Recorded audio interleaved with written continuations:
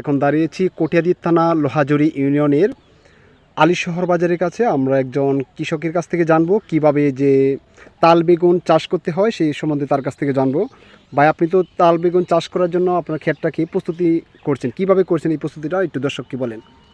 প্রথম চুন দিছি বেসিং দিছি দিয়ে আমার ফেকছি পানি দিয়ে ফেকার পর 15 দিন লাগিয়ে দিছি। 15 দিন লাগছি, 15 দিন লাগার পর আবার সই আবার অনেক ব্যাট করছি। এখন ব্যাট করে এখন মালচিং দিব, মেডিসিন দিতেছি, মেডিসিন দিয়ে মালচিং দিব আর সারা রোপণ করবো।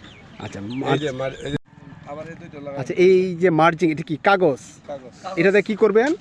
এটা বিছাই দিব উপরে। এটা হচ্ছে আপনার বীজ বপনের পর এই ক্ষেতে প্রত্যেকটা কেলে কেলে বিছাবেন না? কেন? যাতে বৃষ্টির পানিতে বীজগুলো নষ্ট না হয় নাকি? আগাছা হবে না। কতদিনের ভিতরে আপনারা এটা থেকে ফলন পাওয়ার আশা করেন? এক মাস পরে আমরা পাই, মানে 70 দিনের ভিতরে বীজ থেকে নিয়ে 70 দিনের মাথায় ফলন হয়। আচ্ছা, যদি প্রাকৃতিক কোনো বড় ক্ষয়ক্ষতি না হয় তাহলে 70 দিনের ভিতরে ফলাফল পাবেন। আচ্ছা, কানি খেতে আপনার যদি কেউ করতে চায় কত টাকা খরচ হবে? কানি খেতে এখানে যেমন আপনার আমার কাছে এক কানি খেতে চুন বেসিলিং দেওয়ার পর আনুমানিক 30,000 টাকা লাগবে। কানি খেতে আপনার 30,000 টাকা খরচ? 30,000 টাকা হলে হয়ে যাবে।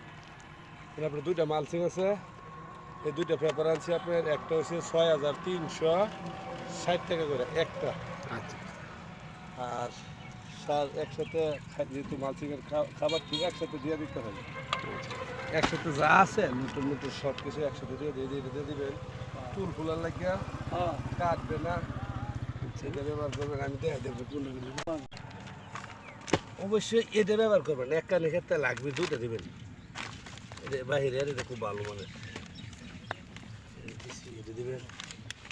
সপ্তাহে একসাথে দেওয়া যায় না, আরো দেওয়া লাগবে। এগুলা কি প্রথম কেলে ছিটাই দিচ্ছেন নাকি? হ্যাঁ, এটা একসাথে ছিটিয়ে দিছি। প্রথম আগে ছিটিয়ে দিছি, ছিটিয়ে দিয়া পরে মাটিটা আবার ঘুরে নিতেছি। আচ্ছা, ওই দেখেন দেওয়ার পর ছিটিয়ে দেওয়ার পর এরা হাতে করতেছে। আচ্ছা, ধন্যবাদ ভাইকে সুন্দর পরামর্শ দেওয়ার জন্য দর্শককে। এবং অবশ্যই আপনারা যারা করেন মালচিং দিয়ে করবেন।